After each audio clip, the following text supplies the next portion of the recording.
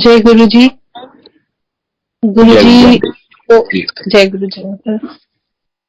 गुरु जी आपको थैंक्स, बहुत बहुत थैंक्स कि आपने आज ये सेवा दी। जब भी आप अपनी प्यारी सेवा देते हो तो आंखें भर आती हैं कि आपने फिर एक बार अपना गुणगान करने के लिए ये आशीर्वाद दिया। थैंक यू सो मच गुरु जी। और गुरु जी की प्यारी प्यारी संगत को, मेरा और मेरे परिवार का, इनफैक्ट गुरु जी ने जो हमें ये परिवार दिया, उनकी तरफ से बहुत बहुत नमस्कार।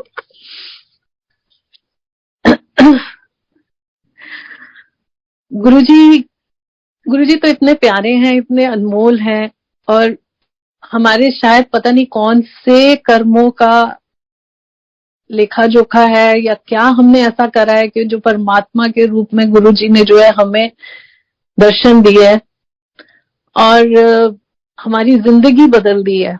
और ये मुझे ऐसे फील होता है कि ये सिर्फ हमारे लिए ही नहीं, ये पूरी संगत जो भी गुरुजी के पास आया है उसके लिए यही एक्सपीरियंस है कि गुरु महाराज जो महाशिव हैं, पार ब्रह्म परमेश्वर हैं, उन्होंने सबकी जिंदगियों को इतना इतना खुशहाल कर दिया है। जो भी आता है गुरुजी के पास थका टूटा आता है और महाराज उसको अपना प्यार देके, अपना आशीर्वाद देकर एकदम एनर्जाइज कर देते हैं। ऐसे ही जब हमारी गुरुजी के पास हमारी किस्मत खुली और गुरुजी ने हमें अपने पास बुलाया, तो उनका वो शीतल रूप, उनका ऑरा इतना मेस्मराइजिंग था, इतना शांत और कोमल उनका शरीर एकदम चमकता हुआ, और ऐसे फूलों की, गुलाबों की खुशबू आती थी कि ऐसे लगता था कहाँ कौन सी बगिया में हम बैठे हैं। और इतना ब्लिसफुल पर्सोना था गुरुजी का कि वो हमें पहले ही पल में हमें मेस्मराइज कर गया। जो हम इतने दुखी, टूटे हुए, परेशान आए थे, गुरुजी को देखते ही हम एकदम ऐसे जादू सा हो गया हमारे ऊपर और हम गुरु महाराज के साथ एकदम प्यार में पड़ गए। वो कहते हैं ना, लव एट फर्स्ट साइट, वो हमें हुआ। और वो चीज मुझे और मेरे अंकल को पहले ही पल हो गई गुरुजी के साथ। We are so thankful to Guruji, क्योंकि ये भी जब तक उनकी इच्छा ना हो किसी सोल को अपने साथ जोड़ने की, तब तक ये भी आशीर्वाद नहीं मिलता। बहुत गुरु महाराज का थैंक्स है कि उन्होंने हम भटकों को अपने चरणों में जगह दी।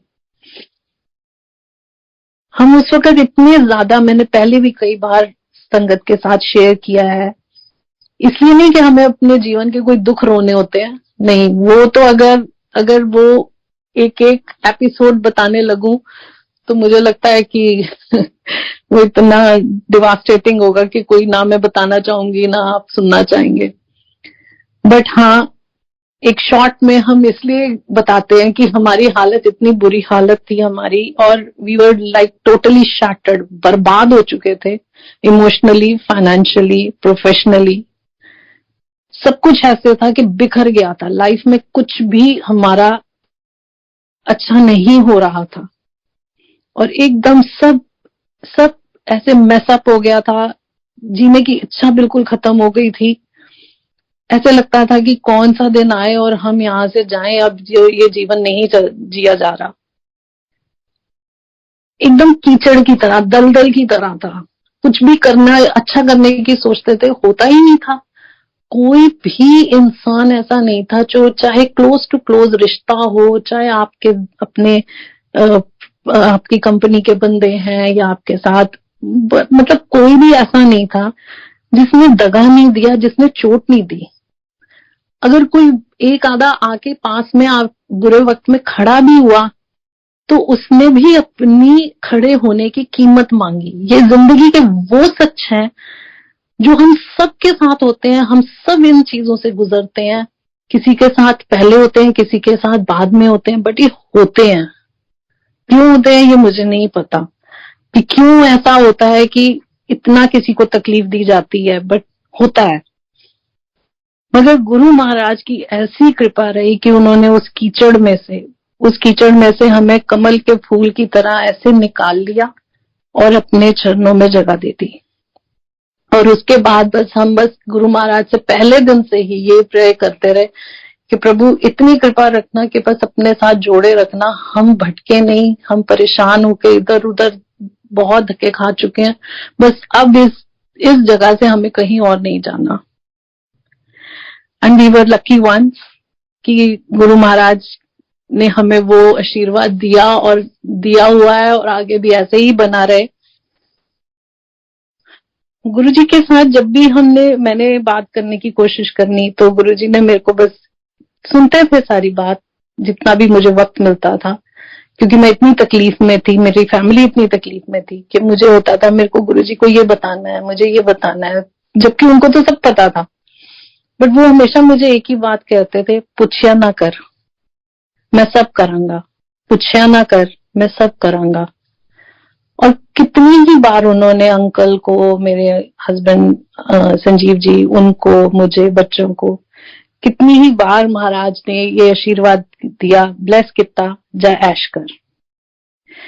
ये वर्ड्स हमें सुनने में उस वक्त लगता था अच्छा, बट धीरे धीरे हमारे को ये समझ आई कि ये इन वर्ड्स की क्या पावर है। जिसको ये वर्ड्स गुरुजी ने ब्लेस कर, किता जा ऐश कर बोल दिए, मतलब अब उसको जिंदगी में किसी चीज के लिए फिक्र करने की जरूरत नहीं है। उसको महाराज ने ब्लेस कर दिया और वो बिल्कुल लाइफ में आगे ही आगे बढ़ता जाएगा।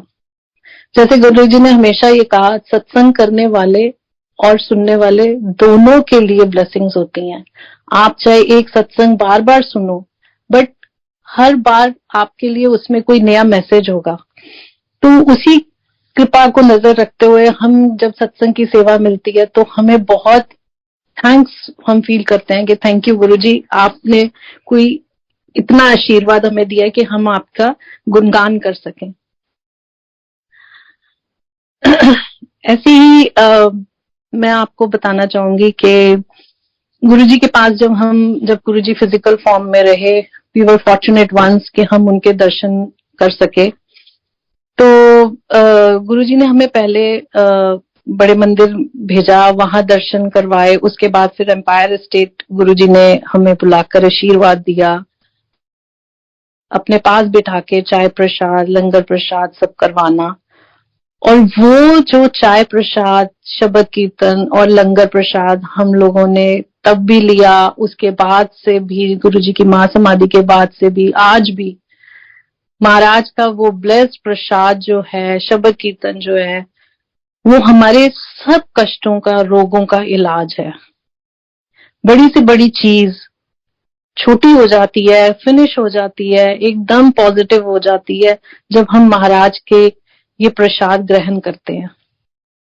सो कभी भी महाराज का चाय प्रसाद, लंगर प्रसाद के लिए मना ना करें। शब्द कीर्तन भी जो है वो बहुत अनमोल है और उनमें एक डिवाइन पावर है गुरुजी की। ऐसे ही गुरुजी ने मेरे को और अंकल को जब बड़े मंदिर में सेवा के लिए भेजा, तब हम बहुत थोड़ी सी संगत होती थी। मंदिर जो है वो हर रोज नहीं खुलता था। वेरी फ्यू जो होते थे जिनको गुरुजी बोलते थे कि भाई तुम जाके ये सेवा करो। इसी तरह से महाराज ने हम पर कृपा करी और उन्होंने हमें बड़े मंदिर सेवा के लिए भेजा। तो तब हमारा रूटीन ये होता था कि हम सुबह बच्चों को छोड़ के स्कूल की बस पे और हम 8:30 पौने 9 बड़े मंदिर पहुंचते थे और जो भी हमें सेवा वहां बोली जाती थी वो हम करते थे, मैं और मेरे अंकल। और फिर हम 3 बजे हमें वहां से आज्ञा होती थी कि अब तुम जाओ।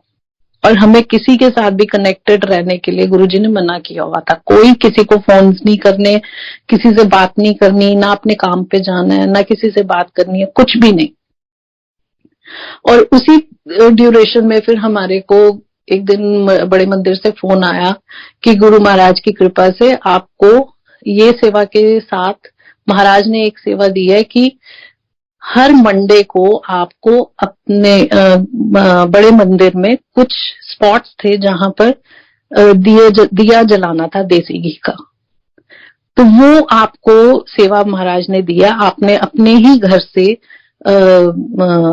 घी वगैरह लेके आना है, दिया लेके आना है। और इस जगह पे फिर हमें बुलाया गया बड़े मंदिर और हमें बताया गया, मेरे को और मेरे अंकल को, कि इस जगह पर आपने दिए जलाने हैं और क्या कहते हैं, और चुपचाप बस आपने मंडे को आना है, आकर ये सेवा करनी है और चुपचाप चले जाना है। तो शुरू में तो ऐसा नहीं था कि मंडे को संगत आती थी, बट फिर धीरे धीरे गुरुजी ने मंडे को भी संगत भेजनी शुरू करी अपनी माँ समाधि से पहले। बट हम दोनों चुपचाप अपनी ये सेवा करते थे और चले जाते थे। और करते करते ऐसे फिर हुआ कि महाराज की महासमाधि हो गई, फिर भी हम अपनी सेवा करते रहे।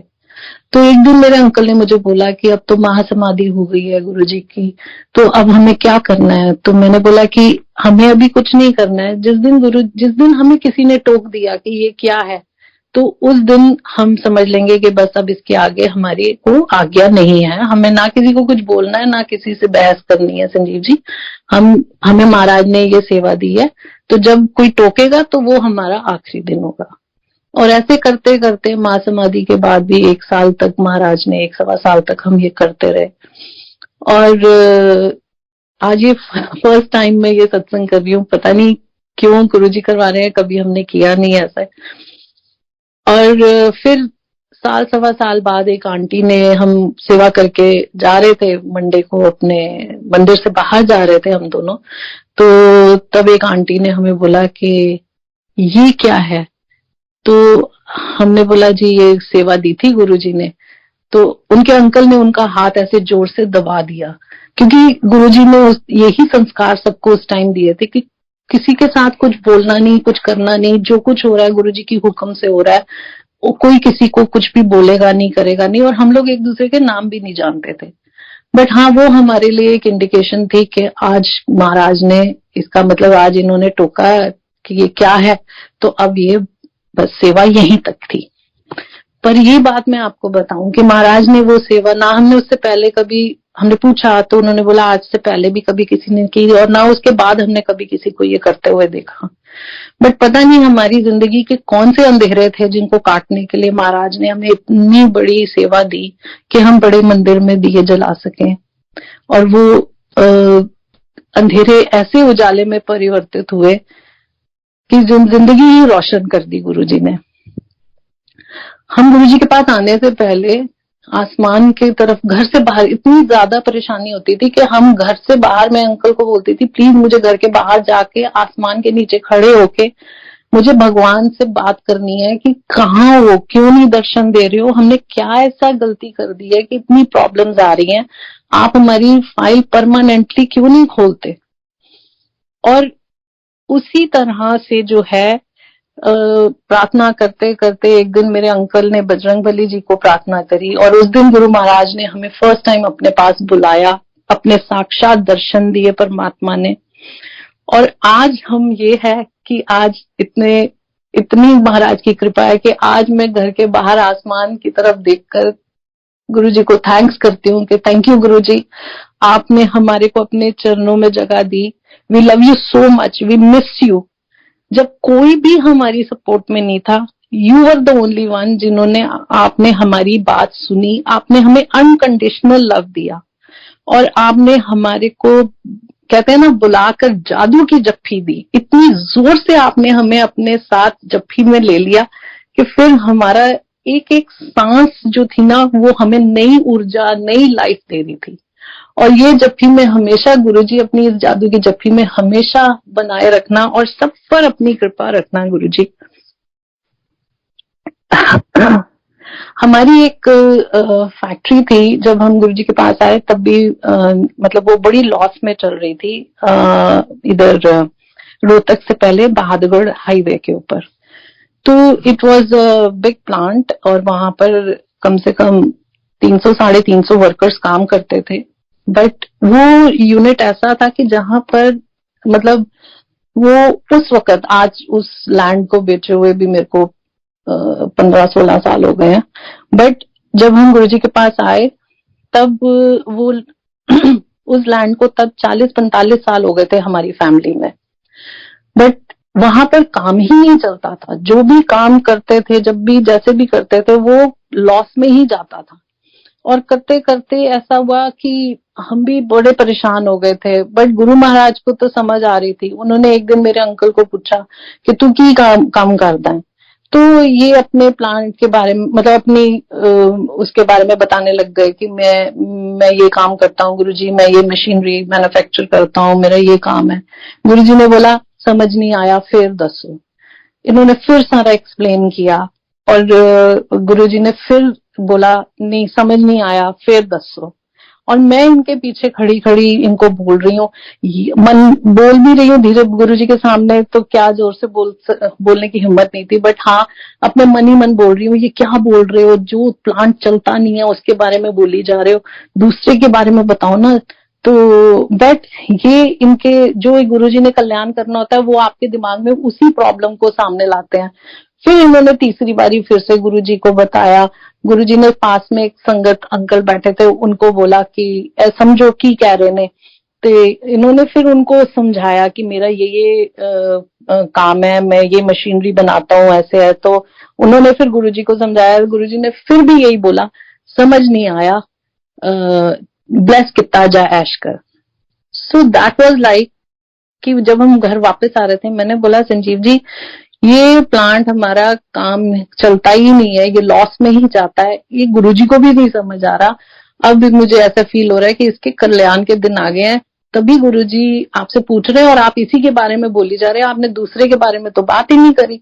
तो कह रहे हैं मेरे तो जैसे गुरुजी की थी वो तो मुझसे वही चीज पूछ रहे थे और मैं उसी को बता रहा था, मुझे नहीं समझ आया। गुरुजी के सामने बोलना is not in your control, it is what he wants to ask you, he wants to bless you. तो आप वही चीज बोलते हो। और वही हुआ कि थोड़े दिनों बाद हमारे को गुरुजी ने ये बोला कि वहां पर लगातार शब्द कीर्तन चलाओ फैक्ट्री के अंदर। हमने फिर वहां पर पूरा टाइम शब्द कीर्तन, जितनी देर यूनिट चलता था शब्द कीर्तन शुरू होते थे। शाम को एक बारी वर्कर्स को चाय प्रसाद दिया जाता था। और उसमें फिर क्या हुआ कि ये चलता रहा, होता रहा। जो जनरल मैनेजर थे वहां पे वो बोलते थे सर वर्कर्स तो एक एक घंटा लगा देते हैं चाय प्रसाद पीने में, वो तो पूरी मस्ती में आ रहे हैं। हमने बोला हम कुछ नहीं कर सकते, जैसे गुरुजी बोल रहे हैं वैसे ही होगा। और वो जगह ऐसी थी जहां पर पिछले, क्योंकि वो हमारा 40-45 साल पुराना वो था, यूनिट था, और वो कोई करीब 5-5.5 एकड़ की जगह थी हाईवे के ऊपर। तो वहां पर पिछले 40-45 साल से मीठा पानी नहीं था। तो वहां हर रोज हम लोग पानी जो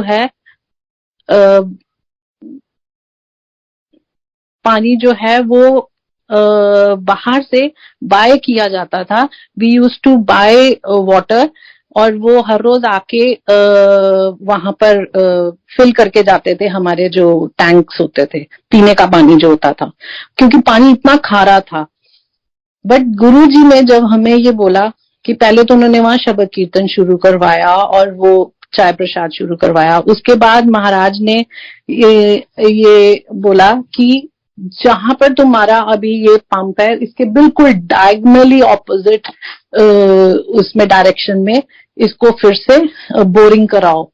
और वहां पर जब हमने बोरिंग करवाई, क्योंकि Guruji is like no question asked, जो वो कह रहे हैं उसको करते जाओ।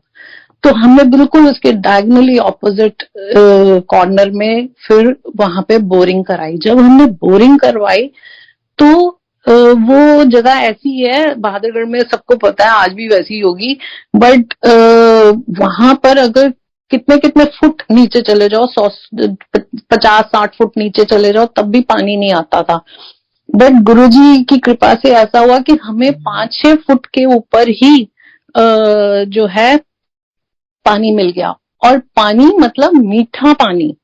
It was like a big big Guruji का मैसेज, पॉजिटिव मैसेज, कि तुम्हें जहां 40 सालों से 45 सालों से खारा पानी ही मिल रहा है, वहां देखो मैंने तुम्हारा कल्याण करना है, तुम्हारी इसको प्रॉब्लम को सॉर्ट आउट करना है। और उन्होंने वहां पर जैसे ही मीठा पानी हमें आया, we were like so excited कि वो थैंक यू गुरुजी। और वही खुशी खुशी में फिर आप महाराज के पास जाते हो, आशीर्वाद लेते हो, और फिर वो आगे की डायरेक्शंस आपको बताते हैं कि कैसे है। That was the first signal. उसके बाद महाराज ने काफी उसमें ऑल्टरेशंस करवाई कि इसके वाटर टैंक्स तोड़ दो, ये सब कर दो। और उसके लिए भी मतलब it was not easy, but हाँ वो चीज हुई। जैसे जैसे एक एक दिन हर पल वो वहां पर जो जो उन्होंने हमें चेंजेस बोली हमने करी। और करते करते एक दिन ऐसा आया कि गुरुजी को हमने बोला, गुरुजी ये तो मतलब प्लांट बिल्कुल भी काम नहीं होता, बड़ा मुश्किल है वर्कर्स को इतने सारों को, और इन्होंने एक यूनियन सी बना ली है, उसको हाथ लगाते हुए भी डर लगता है कि ये स्ट्राइक पे चले गए तो क्या होगा। क्योंकि पहले हम एक बारी गुरुजी के पास आने से पहले हम एक बारी बड़ी जबरदस्त स्ट्राइक को फेस कर चुके थे उसी प्लांट में। तो गुरुजी ने हमें बोला कि कोई नहीं, तुसी ना भाई चिंता ना करो, कल जाओ। हम अगले दिन सुबह जैसे हम हर रोज जाते थे, और हमारा एक्चुअली दिल नहीं करता था वहां पे प्लांट पे जाने का, बट जिस दिन हमें गुरुजी ने भेजा हम वहां गए, और रास्ते भर गुरुजी की फ्रेग्रेंस हमारी गाड़ी में, इतनी जबरदस्त फ्रेग्रेंस की कोई हद नहीं। बिकॉज गुरुजी टेल्स यू कि हाँ मैं तुम्हारे साथ हूँ, उनके सिग्नल्स होते हैं। आपको अपने माइंड को बिल्कुल खाली रखना होता है कि आप उनके सिग्नल्स को समझ सको।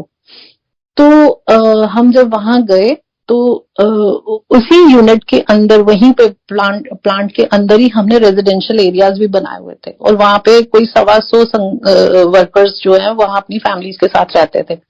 तो जब हम गए तो फर्स्ट थिंग वाज कि हमें इन वर्कर्स को यहाँ से करना है, तो निकालना है, मीन्स इनका रेजिडेंस यहाँ से करना है। बट हम इतना डर रहे थे, हमने बोला गुरुजी ये कैसे होगा, वो तो नहीं जाएंगे यहाँ से। गुरुजी बोले नहीं तुसी जाओ। हम गए जी, वहां पर गए, और पूरी रास्ते गाड़ी में हमारे गुरुजी की फ्रेग्रेंस। जैसे ही हम गए, हम अपने ऑफिस में पहुंचे, तो वर्कर्स का जो मेन जो काइंड ऑफ लीडर बना हुआ था, ही केम एंड ही टोल्ड कि सर हमें ना यहाँ पे अच्छा नहीं लग रहा, कंफर्टेबल नहीं लग रहा, हम ये सोच रहे हैं कि हम ना बाहर शिफ्ट कर लें, बच्चों को स्कूल में आने जाने में दिक्कत होती है। मतलब इतने सालों से किसी को दिक्कत नहीं हो रही थी, बट क्योंकि अब गुरु महाराज की कृपा थी, उन्होंने हमें इस चीज में से निकालना था। तो हमने बोला ठीक है, हम we were just looking at each other कि ये क्या हो रहा है। और आप मानेंगे कि एक हफ्ते के अंदर वो सारे वर्कर्स अपने अपने हिसाब से, उन्होंने बोला बस आप जो है ना हमारा जो किराया है वो आप हमारे को अकोमोडेट करवा देना। तो इन्होंने बोला ठीक है जो भी है। एक हफ्ते के अंदर गुरु महाराज की कृपा से वो सारे वर्कर्स वहां से चले गए अपनी फैमिलीज के साथ। So that was the biggest stress. अब things went on going like that, और वो चलता चला गया, और वो वर्कर्स वहां से चले गए अपनी फैमिलीज के साथ। फिर भी काम पे आते रहे, काम करते रहे, जितना बहुत भी वो काम करते थे। देन गुरुजी सेड कि उनको एक टारगेट दो कि अगर तुम्हारी महीने की से फॉर क्योंकि वो बड़े बड़े प्रोजेक्ट्स के लिए बड़ी बड़ी मशीनरी बनती थी, तो अगर आपकी महीने की 15 मशीनें बनती हैं तो you just give them the target कि भाई, और वो बनाते नहीं थे। दैट वाज द थिंग कि अगर हमें 15 मशीनें चाहिए, हमारे ऑर्डर्स हैं, पेंडिंग पड़े हुए हैं, हमारी एलसीज आई हुई हैं, वो लोग काम नहीं करते थे और इतने बिगड़ चुके थे। तो गुरुजी वाज लाइक कि give them just the target कि तुसी उन्होंने सिर्फ 7 मशीना दा टारगेट दे दो कि हमारे को इस महीने 7 चाहिए, एंड जो ये लीडर है इसी को आगे करो, और इसको आगे करके इसको बोलो कि ये टारगेट तूने कंप्लीट करना है, कोई भी नहीं बोलेगा बीच में, ना कोई जीएम बोलेगा, ना कोई सुपरवाइजर बोलेगा। सो वी वर लाइक कि ये कैसे करें। It was very hard, but yes for sure उस वक्त जब गुरुजी कुछ करवाते हैं तो वो उनकी डायरेक्शन से ही हो रहा होता है, और उसमें कोई इफ एंड बट तो हो ही नहीं सकता। तो वही हमने उसको बोला कि हमने कहा हमारी एलसी आई हुई है, हमें ये तुझे पता है, और ये 7 मशीनें तो जानी बहुत जरूरी हैं। और हमने उसको महीने का टारगेट दिया जैसे गुरुजी ने बोला था, और हमारे को 12वें दिन फोन आ गया मेरे अंकल को कि सर मैंने जो है देखो 12 दिन में 7 मशीनें बना दी। And it was like really, मतलब एक महीने में अगर हम भी बनाना चाहें तो नहीं बन सकती, मतलब 15 दिन में बन सकती हैं 7 मशीनें, तूने 12 दिन में बना दी। And we were like looking at Guruji कि what next, and then he was like pack up, because he showed us कि प्रॉब्लम तुम्हारे जीएम्स में नहीं है, तुम्हारे अंदर कोई कमी नहीं है, तुम्हारे जीएम्स में कमी नहीं है, प्रॉब्लम इज कि तुम्हारे workers. And we were like told कि इनको 2 दिनों के अंदर सबको हिसाब दे दो, किसी का एक पैसा नहीं रखना, कुछ नहीं रखना, एक्स्ट्रा दो जो भी करना, but pack up the unit. इस तरह से गुरु महाराज ने हमारा वो यूनिट जो एकदम लॉस में जा रहा था वो उन्होंने हमें दिखाया, और हमने उनको फिर बोला कि देखो ऐसा है, हमारी तो एलसीज खत्म हो गई, सब कुछ खत्म हो गया, नई बात बन रही, कस्टमर ने मना कर दिया, बहुत नुकसान, जो भी जैसे भी गुरुजी ने हमसे करवाया करा, और हमने वो यूनिट अपना पैकअप किया। और उन लोगों के पास कोई आंसर नहीं था, because they also came to know कि हाँ हम बदमाशी कर रहे थे, और कोई 2-4 दिन से नहीं कर रहे थे, हम पिछले 2-2.5 साल से ऐश कर रहे थे, काम नहीं कर रहे थे और इनका बेवकूफ बना रहे थे। So this was like going on, and Guruji made it possible कि वो प्लांट बिना किसी स्ट्राइक के, बिना किसी प्रॉब्लम के, वो वर्कर्स सारे वहां से चले गए। और उस लैंड में एक बहुत बड़ी प्रॉब्लम क्या थी कि उसके ऊपर केस चल रहा था, गवर्नमेंट ने, जो हरियाणा गवर्नमेंट ने, उसने उसके ऊपर ब्लैंकेट डाल दिया था, सेक्शन 4 और 9, दैट इज लाइक कि वो पूरा एरिया जो है हाईवे का, वो गवर्नमेंट ने ये बोला था कि हमें ये सारा एरिया चाहिए आगे की जो हाईवे के साथ लग रहा है, और उसमें आप ये समझो कि हमारा 1/4 ऑफ आवर फैक्ट्री जो उसका माथा है वो सारा ही जा रहा था। तो वो भी हमारे लिए एक बहुत बड़ा लॉस था। मतलब वो लैंड एक ऐसी थी कि बेचारी इतनी प्राइम लैंड थी, बट उसके अंदर कोई गुण नहीं थे, कोई मतलब इतना उसमें प्रॉब्लम्स थी। तो गुरुजी ने फिर हमारे को वहां भेजा, चंडीगढ़ भेजा। वी वर लाइक गुरुजी ये मतलब लैंड चली जाएगी, ये एक प्रॉब्लम सॉल्व हुई है, अब ये लैंड चली जाएगी, ब्लैंकेट लग गया अब इसके ऊपर, और केस करने के लिए सोच रहे हैं, तो वकील जो है वो कुछ हाथ पल्ले नहीं डाल रहा, फिर भी केस डाला, सब कुछ किया। और हमारी ही लैंड के साथ वाली लैंड जो थी वो पाले बिस्किट वालों की थी, दूसरी तरफ सिल्वेनिया लक्ष्मण वालों की थी, वो सारे लोग, हम सब परेशान थे। तो गुरुजी ने बोला तुसी कुछ नहीं करना, तुसी अपना वकील जो कर रहे हो करो, तो तुम इस डिपार्टमेंट में जाकर चंडीगढ़ और इनको मिलो, जो क्या कहते हैं ना, जो चीफ टाउन प्लानर है उन्होंने जाके मिलो। Not by the name he said by the designation कि तुसी जाके चीफ टाउन प्लानर नु मिलो। और हम दोनों जो है गुरु महाराज की कृपा से हम दोनों अपना ट्रेन में गए, अब सुबह दोपहर को पहुंचे और हम चीफ टाउन प्लानर जी के ऑफिस में जाके खड़े हो गए। और जब वहां हम गए, उनकी पीए से हमने बात करी, तो शी सेड आपके पास कोई अपॉइंटमेंट है? हमने बोला नहीं, हमने तो कोई अपॉइंटमेंट नहीं ली, तो हमें तो पता नहीं। और एक्चुअली हमें कोई ज्ञान भी नहीं था, बिल्कुल जस्ट गुरुजी के उसमें हम चलते चले जा रहे थे। एंड वहां जब उसने फिर हमें बिठाया, इन्होंने अपना विजिटिंग कार्ड दिया और वहां बिठाया, और आधे घंटे बाद उन्होंने चीफ टाउन प्लानर ने हमें अपने ऑफिस में बुलाया। और उनके वहां पे काफी लोग बैठे हुए थे, आई डोंट नो उनके स्टाफ के थे या कौन था, but very senior people, by face you can read के some high officials are sitting there. So he asked, उन्होंने हमसे पूछा कि आप यहाँ किस लिए आए हो, कोई रेफरेंस है? तो हमने बोला जी कि हमें तो हमारे गुरुजी ने बोला कि हमारे लैंड की प्रॉब्लम है, और हमें तो हमारे गुरुजी ने बोला कि जाके सीटीपी के ऑफिस में उनसे मिलो। तो मैंने ऐसे गुरुजी का छोटा सा लॉकेट पहना हुआ था, तो मैंने ऐसे बस अपने हाथ से वो लॉकेट ऊपर किया, एंड ही सेड कि अच्छा ठीक है। और उन्होंने फिर जो वो सब बैठे थे उनको बोला कि प्लीज मेरे को थोड़ा सा टाइम दो, मैं इनको देखता हूँ। फिर उन्होंने हमें बिठाया। मतलब chief town planner is like next to the CM. Haryana के chief town planner is not a small thing, but Guru Maharaj की कृपा, उन्होंने हमें बिठा के फिर उन्होंने पूछा आप किसके रेफरेंस से आए हो? हमने बोला जी नहीं, हम किसी के रेफरेंस से नहीं आया, हमें तो हमारे गुरुजी ने बोला कि आपको जाके मिले, हमारी ये लैंड है, और बस इसके बारे में बात करनी है और वो गवर्नमेंट ने उसमें कर लिया है। तो and I was like actually in tears, I started crying, I said कि सर ये तो एक बिजनेसमैन की पगड़ी होती है, आप मतलब अब आप देख लो आपने इसको कैसे करना है। तो ही सेड कि आप रो क्यों रहे हो, जब आपको अपने गुरु महाराज पर इतना विश्वास है और उनके कहने पर आप यहाँ आए हो तो वो आपका काम कराएंगे ही कराएंगे। These were his words. ये नहीं था कि वो गुरुजी को जानते थे या वो गुरुजी की संगत थे या कुछ भी था, नहीं, कुछ भी ऐसा नहीं था, बट ये गुरुजी का आशीर्वाद था जो उन्होंने हमें पावर देके भेजी थी। हम वहां बैठे, उन्होंने खुद हमसे एप्लीकेशन लिखवाई कि तुम ये एप्लीकेशन अपनी लिखो, और उन्होंने उसको खुद अपने पीए से कह के और उसको रजिस्टर करवा के अपने नीचे जो उनका ऑफिसर था उसको बोला कि जाकर इनकी लैंड की सर्वे करके आओ। तो this was for that day. हम लोग करके वापस आ गए, महाराज को मत्था टेका कि थैंक यू गुरुजी। गुरुजी ने बोला शांति से बैठ जाओ।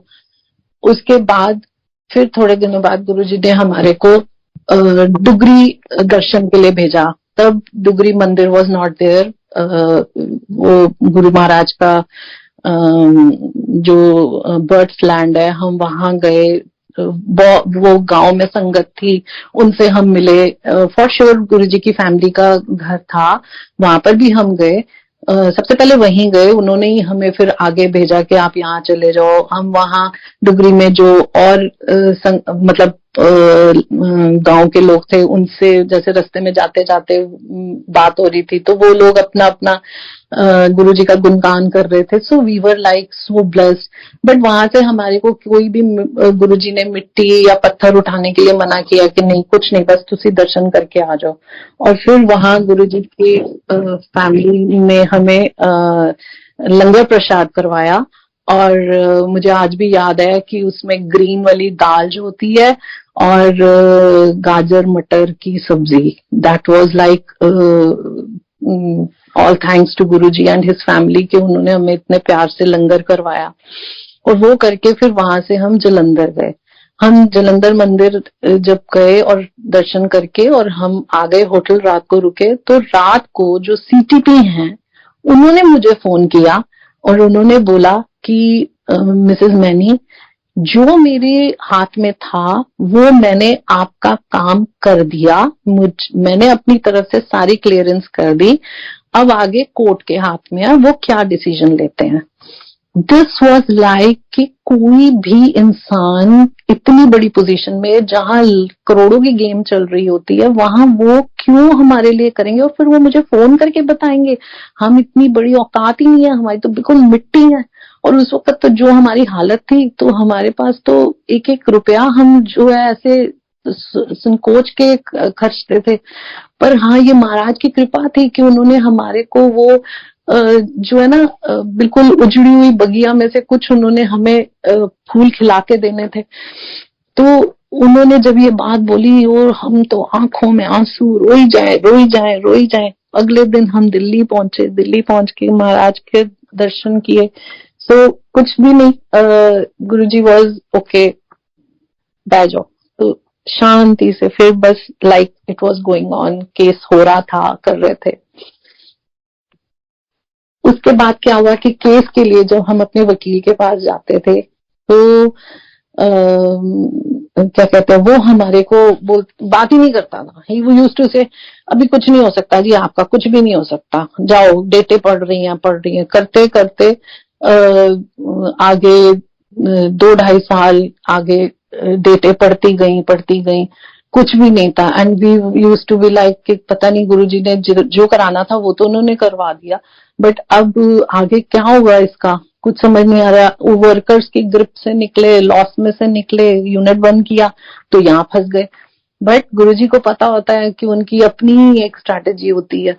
तो अब गुरुजी ने जैसे जैसे डायरेक्शंस दिखाई थी वो करते गए। और फिर एक दिन क्या हुआ कि हमारे वकील का हमें फोन आया कि नहीं सॉरी, उसके बाद क्या हुआ कि महाराज की जब महासमाधि हो गई तो वैसे ही हम लोग बहुत अपसेट हो गए कि ये क्या हो गया और कैसे है। बट फिर वही था कि महाराज के पास ही हर चीज का इलाज है, और हमारी डिवोशन और हमारा उनके ऊपर जो विश्वास है वो इतना अटूट, महाराज ऑलरेडी बॉन्डिंग बना के गए कि हमें फिर भी कोई डाउट नहीं था कि हमारी कोई प्रॉब्लम सॉल्व नहीं होंगी या कुछ नहीं होगा। और इसी तरीके से करते करते जब टाइम निकल गया तो एक दिन पता नहीं पाठ करते करते गुरुजी ने बोला कि अपनी फाइल काट। तो मैं उदी फाइल कट, मैंने इनको बोला, मैंने बोला संजीव जी, गुरुजी बोल रहे हैं कि फाइल कट, मैं पाठ कर रही थी। तो कह रहे हैं तुम तो पागल हो, तुम्हारा दिमाग खराब है, कुछ नहीं है, वो वकील तो सुनता नहीं है, उसको फोन किया है मैंने कितनी बारी, जाके भी मिला हूं। मैंने बोला नहीं, गुरुजी बोल रहे हैं पाठ करते हुए तो मुझे तो फाइल काट और मेरे को तो जाना है चंडीगढ़। अब हमने वो फाइल उसी वक्त निकाली। अगले दिन सुबह हम चंडीगढ़ गए। जब हम वहां बैठे, जो वकील पिछले 3-4 और बड़े सीनियर वकील हैं वो इसके हाई कोर्ट चंडीगढ़ में, उनको जब हम उस दिन जाके मिले तो वो हमसे वहां जाके हम बैठे और उन्होंने बोला कि वो बैठ के हमारी फाइल देख रहे हैं और कह रहे हैं इसकी फाइल की बात तो बाद में करूंगा। पर पता नहीं संजीव जी, पिछले ना 15 दिन से, मैं तो जैन हूँ, मैं तो मंदिर में ऐसे नहीं जाता, बट मैं पिछले 15 दिन से लगातार हर रोज मंदिर जा रहा हूँ, शिव जी को जल चढ़ा रहा हूँ, और जब मैं उनके ऊपर जल चढ़ाता हूँ तो मेरे को अपने अंदर ऐसे फील होता है कि मेरे अंदर कोई अमृत बह रहा है। मुझे ऐसे फील होता है मेरे अंदर कोई अमृत बह रहा है। अब वो बात कर रहे हैं और हम एक दूसरे को देख रहे हैं, ओह माय गॉड, ये तो गुरुजी की कृपा चल रही है। और वो करते करते उन्होंने हमारे से और भी बहुत सी चीजें सत्संग की, मतलब सत्संग मीन्स के परमात्मा के बारे में, कि उनको क्या एक्सपीरियंसेस हो रहे हैं पिछले 15 दिन से, वो कैसे उनको मतलब फील हो रहा है कि कोई डिवाइन पावर उनके साथ चल रही है। तो उसके बाद फिर उन्होंने बस हमारी फाइल के बारे में कुछ डिस्कस नहीं किया। उन्होंने बोला कि देखो ऐसा है कि आपका ना केस फिर से ओपन हो गया है, जो पिछले 2-2.5 सालों से बंद पड़ा था, फिर से फाइल मूव होनी शुरू हो गई है। तो अब मुझे लगता है कि देखते हैं क्या होता है, बट आपको तो नहीं मिलने वाली लैंड फॉर श्योर, सारों की जाएगी तो आपकी भी जाएगी। हमने बोला ठीक है, जो भी है, जैसे महाराज की इच्छा वही होगा, हम इस चीज में कुछ भी नहीं बोलेंगे। बट उस दिन उन्होंने हमारी बात सुनी, हमसे 2-2.5 घंटे बात करी, और करी बात सिर्फ कि मेरे अंदर अमृत बह रहा है और मुझे कोई डिवाइन पावर हो रही है फील, मुझे कुछ अलग ही एक्सपीरियंस हो रहा है। और उसके तीसरे दिन उनका फोन आया कि ऐसा है कि अब आपका केस हर रोज डेली बेसिस पे लगेगा, हर रोज आपका केस सुना जाएगा, तो आप जो है ना अब तैयार रहो, किसी भी दिन न्यूज आएगी। But he was negative for us. फिर every time he was saying कि नहीं, आपका काम नहीं हो सकता, आपको, क्योंकि किसी का भी नहीं हो रहा। इतने बड़े बड़े जो बैठे हुए हैं पार्ले वाले, सूर्य रोशनी वाले, उनकी आपसे भी बड़ी बड़ी 50-50 एकड़ की लैंड है, आपका तो फिर 2-2.5 एकड़ जा रहा है, उनका तो 30-30 एकड़ जा रहा है, तो वो तो आप भूल ही जाओ। तो हम तो एक तरह से बिल्कुल वो समझ बैठे थे कि हाँ नहीं, इसमें नहीं हो रहा, कुछ भी नहीं होगा, बट हमें दुख नहीं करना, जो भी होगा वो गुरुजी का ही आशीर्वाद होगा। और करते करते फिर ऐसा हुआ कि उन्होंने एक दिन रात को, हफ्ते बाद उन्होंने हमें रात को फोन किया, कोई 11-11:30 बजे, कि मुझे आपकी रातों रात फैक्ट्री की इस तरीके से ये चीजों की फोटोग्राफ्स चाहिए, ये चाहिए। और वो भी गुरुजी ने ही सारा कराया कि संगत में ये एक अंकल, हमने उनसे रिक्वेस्ट करी, उन्होंने अपने कैमरामैन भेजे, सब कुछ करे, क्योंकि रात को 11:30 बजे ठंड का टाइम, कहाँ से, दिसंबर का महीना था, तो वो उन्होंने सारे भेजे। वो जो फोटोज थी वो सारी करवा के डेवलप हुई रातों रात, सुबह पहुंची, सुबह पूरे 11 बजे कोर्ट में उनके हाथ में थी। और जब वहां पर उन्होंने वहां जो भी प्रेजेंट करना था केस, और वो बार बार हमें बुला रहे थे कि आप भी आ जाओ, क्योंकि जो भी हो आपके सामने हो, फिर कल को आप मुझे मत कहना। तो हम नहीं गए, हमने बोला नहीं, हम नहीं जाएंगे, जो भी है वो गुरुजी देख रहे हैं, उन्हीं की कृपा चल रही है शुरू से इसके ऊपर, तो हम इसमें इंटरफेयर नहीं करेंगे। और फिर उनका हमें दोपहर को फोन आया कि ऐसा है, जज ने बोला है कि सारे जो हैं वो रेमिटेंस लेने के लिए मान गए हैं, और कुछ एक जो बड़े वाले हैं वो नहीं मान रहे हैं, बट आपकी पार्टी बहुत छोटी है, आप इनको बोलो जो गवर्नमेंट से मिल रहा है वो ले लो, नहीं तो ये इतने से भी जाएंगे। आज अगर उन्होंने नहीं फैसला किया तो रेमिटेंस के लिए हानि करी तो फिर उनको ये भी नहीं मिलेगा। तो हमारे वकील ने हमें फोन किया, बट हमने बोला नहीं, हमें वो कहते हैं आप आ जाओ। जज ने बोला आप कल अपने क्लाइंट को बुला लो और एक बारी उनसे फिर सोचने को बोल दो और वो कल आके यहाँ फाइनल डिसीजन दे दें। तो उन्होंने फिर हमें बोला, हमने बोला नहीं सॉरी, हम नहीं आएंगे, हम बिल्कुल भी नहीं आएंगे, जो है हमारे महाराज करेंगे, हम अपने गुरुजी की शरण में यहाँ बैठे हैं और हम बिल्कुल नहीं आएंगे। और अगले दिन भी उन्होंने फिर हमें लास्ट टाइम बोला कि ये अब फाइनल वर्डिक्ट आने वाली है, आप मान जाओ, नहीं तो ये रेमिटेंस भी नहीं मिलेगी, जो 8-10 लाख मिलना है वो भी नहीं मिले। बोला, हमने बोला नहीं सॉरी, हमें नहीं, जो होगा गुरुजी करेंगे। तो अब उन्होंने आधे घंटे बाद, मतलब उसके बाद उन्होंने 2 घंटे बाद हमें फोन किया और हम कहीं पर खड़े हुए थे और जैसे ही हम, जैसे आप कहीं किसी ऑफिस में खड़े हो और हम भी किसी काम से किसी ऑफिस में गए थे, तो वहां से सामने से हमें अपनी गुरुजी की संगत नजर आई और वो हेलो हेलो हुई और इतनी फ्रेग्रेंस गुरुजी की आई। और जैसे ही गुरुजी की फ्रेग्रेंस आई उधर से हमारे वकील का फोन आ गया and we were actually in mind waiting कि अब तो कुछ भी बोलेंगे ये किसी भी टाइम, जब वो 2 घंटे पहले उन्होंने बोला फाइनल वर्डिक्ट। और जैसे ही उनका फोन आया हमने फोन उठाया और इधर से गुरुजी की संगत, गुरुजी की fragrance, we were like mad, क्या हो क्या रहा है। बट उन्होंने फोन करके बात करी और उन्होंने बोला कि देखो ऐसा है कि सब कुछ नेगेटिव चलता जा रहा था, कुछ भी पॉजिटिव नहीं था। बट आई डोंट नो कैसे 2 घंटे पहले तो जज बोल के गया है कि मैं लंच पे जा रहा हूँ और ये सब नेगेटिव है, बट अब जो है ना, जब उन्होंने वर्डिक्ट दी है तो आपका केस एडमिट हो गया। तो हमने सोचा अच्छा एडमिट हो गया, ओके ठीक है, मीन्स के भाई हमारी फेवर में तो नहीं हुआ, क्योंकि मतलब हमें ऐसा फील हुआ, क्योंकि हमें तो लीगल लैंग्वेज नहीं आती क्या मतलब है।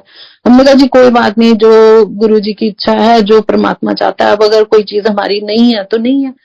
तो उन्होंने मेरे अंकल को बोला, मिस्टर मैनी, एडमिट का मतलब होता है कि आपका लैंड उन्होंने छोड़ दिया है, you have won the case. And we were like crying, पागलों की तरह। हमारा तो आंखों में से आंसू ना बंद हो कि ये क्या बोल क्या रहे हो, क्योंकि इतनी प्रॉब्लम्स के बाद, इतने सब के बाद, वो एक लैंड ही हमारे पास था जो हमारे को कुछ फ्यूचर प्रोस्पेक्ट नजर आता था। बट यूनिट भी खत्म हो गया, फैक्ट्री भी बंद हो गई, अब लैंड भी चला जाएगा तो बिल्कुल ही बर्बादी वाली बात है। तो जब उन्होंने ये बात बोली तो हमने बोला ओ माय गॉड, हम पागलों की तरह। और महाराज को बस अपने अंतर मन में ही ढूंढ रहे थे, बिकॉज तब तक तो महाराज महासमाधि ले चुके थे। और वो हमारा केस गुरुजी ने हमें वन करवाया और वो लैंड हमें मिली। उसके बाद फिर आप आज भी अगर उस लैंड का आप उसकी वर्डिक्ट पढ़ते हो तो वो 100 पेज की वर्डिक्ट है। वो 100 पेज के अंदर हर एक लाइन में है कि ये नहीं हो सकता, ये नहीं हो सकता, ये नहीं हो सकता। But for the last 4 lines जिसमें उन्होंने लिखा है कि ये सारा कुछ नहीं हो सकता, सिर्फ जो है इस आदमी का, संजीव मैनी का, इस कंपनी का जो ये लैंड है, ये गवर्नमेंट को नहीं चाहिए है। मतलब पूरे 100 पेजों में से लास्ट की 4 लाइनों में गुरुजी ने अपनी कृपा ऐसी जोरदार रखी कि लास्ट 4 लाइनों में ही सिर्फ हमारा लैंड जो है उसके लिए उन्होंने बोला कि हमें बाकी सारे एरिया के लैंड चाहिए, बट सिर्फ एक ये ही नहीं चाहिए। सो ये गुरु महाराज की कृपा है। और वो that was so important for us, because वो हमारी लाइफलाइन था। उसको फिर जब हमने बेचा करा, वो भी एक अलग सत्संग है, फिर वो पैसा प्रॉस्पेरिटी के लिए यूज हुआ। तो वो महाराज की अपनी कृपा होती है। बट द थिंग इज कि जो 40-45 साल पुराना लैंड था उस वक्त, उसमें ना मीठा पानी आता था, ना वहां कोई प्रोजेक्ट चलता था, हर चीज में वहां नेगेटिविटी थी। तो गुरुजी ने कैसे वो वहां से कुआं खुदवाया, मीठा पानी निकलवाया, और उसके बाद जो उन्होंने उसका उद्धार किया स्टेप बाय स्टेप। और इस सत्संग को सुनने के बाद, ये सत्संग जब पूरा कंप्लीट हुआ, तब हमने ये सत्संग शेयर किया हमारे गुड़गांव का जो एनुअल सत्संग होता है वहां पर हमने शेयर किया था। और वो सत्संग सुनने के बाद हमारी ही संगत में, आप सब शायद जानते भी होंगे, आशीष ओबराय करके अंकल हैं जो कि गुड़गांव से है। उनके फादर की लैंड की ऐसे ही प्रॉब्लम बड़ी पुरानी चल रही थी, और जब गुरु महाराज की कृपा से उन्होंने हमारा ये सत्संग, जैसे आज मैंने किया ऐसे ही उस दिन भी हमने किया था ये सत्संग, तो वो सत्संग सुन के उनकी भी गुरुजी ने वैसे ही प्रॉब्लम्स करके उनको अभी वो डिस्प्यूटेड लैंड का उनको भी वैसे ही ब्लेसिंग्स दी, उनका भी वही काम करवाया, क्लियर करवाया, फिर उसको बिकवाया, और फिर वो पैसा जो है फैमिली की प्रॉस्पेरिटी के लिए यूज हुआ।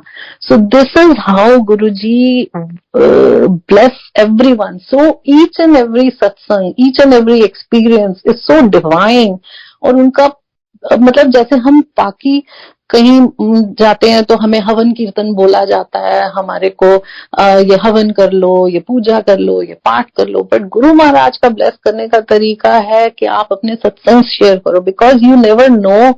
मैं यहाँ बैठी हूँ कनाडा में, मुझे नहीं पता आज बड़े मंदिर के इस प्लेटफॉर्म पे गुरुजी ये सत्संग करवा रहे हैं, तो क्यों करवा रहे हैं, किस किस का कल्याण करवा रहे हैं, बट जो भी कर रहे हैं महाराज हम सब पर अपनी कृपा बनाए रखें। एंड दैट्स सो इम्पोर्टेंट कि हम लोगों की लाइफ जो है वो इतनी जरूरतें हैं हमारी, और इतनी कॉम्प्लिकेटेड चीज लाइफ है कि महाराज ही उसको ठीक कर पाते हैं और उन जरूरतों को पूरा कर पाते हैं। इसलिए मेरा और मेरे अंकल का तो एक ये बहुत इम्पोर्टेंट मानना है कि इबादत करन नाल ही गल बनदी है, किसी दी अज बनदी है, किसी दी कल बनदी है। सिर्फ महाराज का शुक्राना और उनको इबादत, बस उससे आगे हम ना कुछ कर सकते हैं। और उनका जो ये अनकंडीशनल लव है, इतना प्यार है, वो तो मतलब उसका तो क्या ही बखान करें, हम सब एक्सपीरियंस करते हैं। एक मैं सत्संग बताऊंगी मेरी बिटिया का। बिटिया जो है अभी एमडी कर रही है, महाराज की आशीर्वाद से मेडिसिन कर रही है। और अभी पिछले 2 महीने पहले की बात है कि वो अपना एकेडमिक्स का लास्ट प्रैक्टिकल एग्जाम होता है उनका, कि जो आपको अपने ही लैपटॉप से देना होता है, और आप किसी का लैपटॉप नहीं यूज कर सकते, कुछ नहीं कर सकते। वो आपको हॉस्पिटल जाना होता है, हॉस्पिटल में आपको 3 पेशेंट्स दिए जाते हैं, उनको आपको एग्जामिन करके और अपने लैपटॉप के ऊपर कुछ क्वेश्चन एराज होते हैं उनको आपको करना होता है, क्योंकि वो this is the way it is defined, you know. और रात को उसने, वो हॉस्टल में थी, और रात को उसने मेरे से बात करी, दिसंबर की बात है ये, अभी जो पीछे 2022 दिसंबर। और मैंने उसको बोला बेटे सारी तैयारी होगी? हाँ जी मम्मा, लैपटॉप चार्ज है, सब कुछ चार्ज है, आपने वो जो उन्होंने अपलोड करने के लिए कहा वो कर लिया? हाँ जी सब कुछ कर दिया, सब कुछ तैयारी है, अब मैं सोने जा रही हूँ। एंड सुबह उसका 8:30 बजे का एग्जाम था, और उसको 7 बजे हॉस्पिटल पहुंचना था। वो निकल गई, मेरे से बात हुई, सब कुछ पूछा, रख लिया ये सारा सामान, सब कुछ रख लिया मम्मा, सब कुछ हो गया। और वो 7 बजे वहां पर पहुंच गई। वहां पहुंच के उनके जो भी सिस्टम्स होते हैं, आपको रजिस्टर करना है, ये करना है, जो भी है वो सब कुछ हो रहा है। बट जब उसका टाइम आया कि उसका लैपटॉप, उन्होंने बोला कि आपका लैपटॉप कहाँ है, तो she was like oh my God, मेरा तो लैपटॉप, मैं तो लैपटॉप ही नहीं लाई। और लैपटॉप नहीं लाए तो उन्होंने बोला कि आपको तो हम किसी और का लैपटॉप दे ही नहीं सकते, ना हम आपको प्रोवाइड कर सकते हैं, because this is the protocol कि आपको अपने लैपटॉप से ही करना है। तो अगर आप उस वक्त शायद 8:05 हुए थे, तो शी सेड कि मम्मा 8:05 में उन्होंने बोला कि अगर आप 8:25 तक यहाँ पर वापस नहीं पहुंचते तो हम आपको 8:30 का एग्जाम नहीं देने देंगे, और आप जो है आपको एंट्री नहीं दे सकते, और फिर आपको ये एग्जाम 3 महीने बाद आपकी बारी आएगी, बीच में कोई आपको टाइम नहीं मिल सकता। सो that was like losing so many months, और उसके बिना आप आगे बढ़ ही नहीं सकते अपने इस प्रोग्राम में।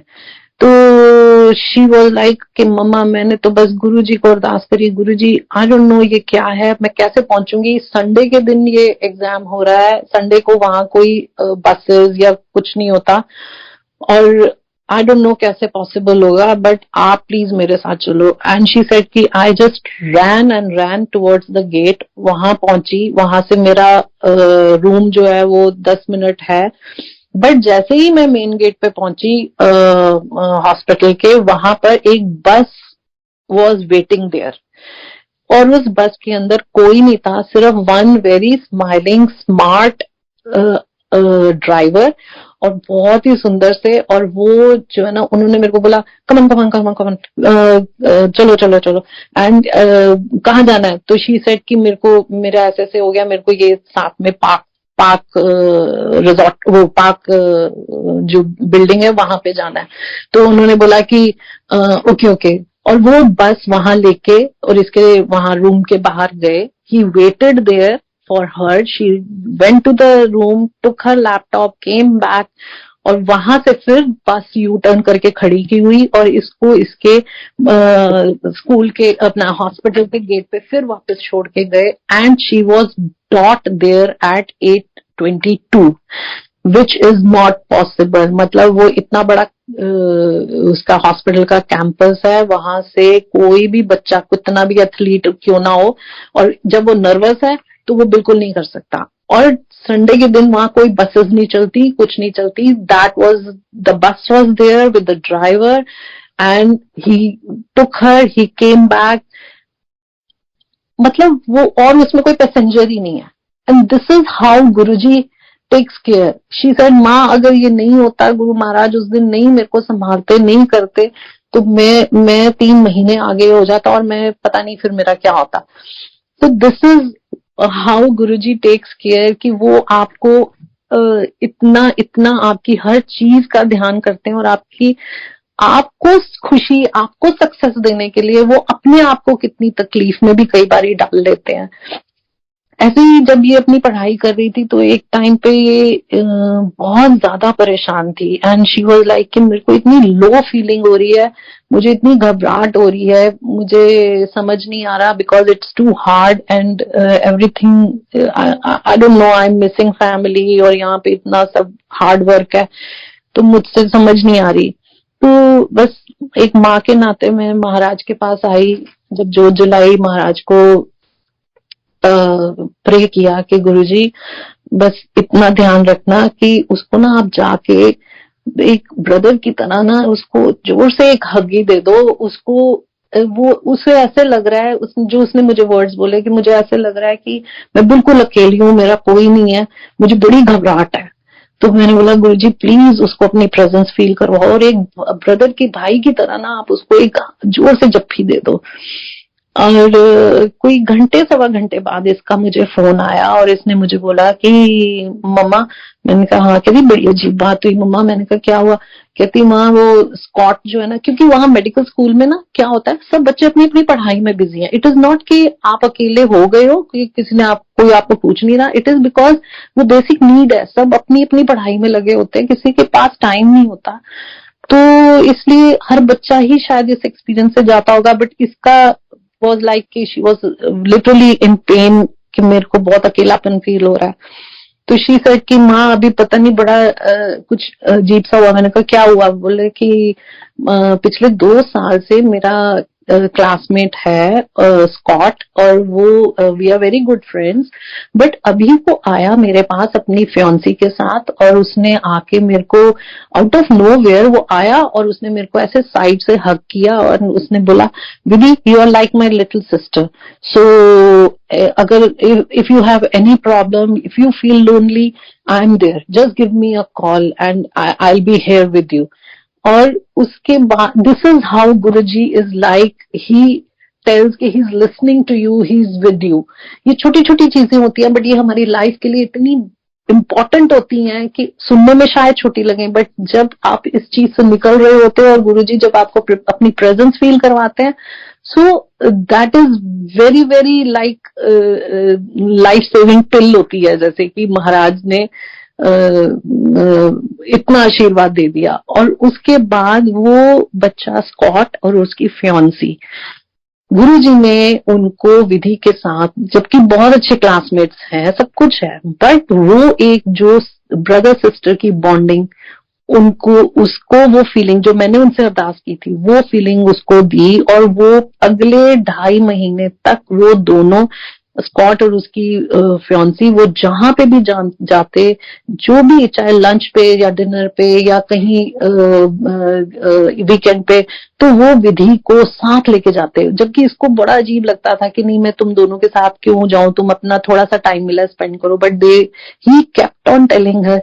विधि you are my little sister, you don't have to think about it. And दोनों ने इतना प्यार दिया। और आज भी गुरुजी की कृपा से वो बच्चा इसको काफी बूस्ट अप रखता है इसको कि भाई हाँ। तो दिस इज लाइक कि छोटी छोटी चीजें महाराज जो है ना बच्चों को भी, देन आई टोल्ड हर कि Vidhi, this is the way I prayed to Guruji के गुरुजी, उसको आप भाई की तरह जो है ना, आप उसको प्लीज जाकर एक जोर से हगी दे दो।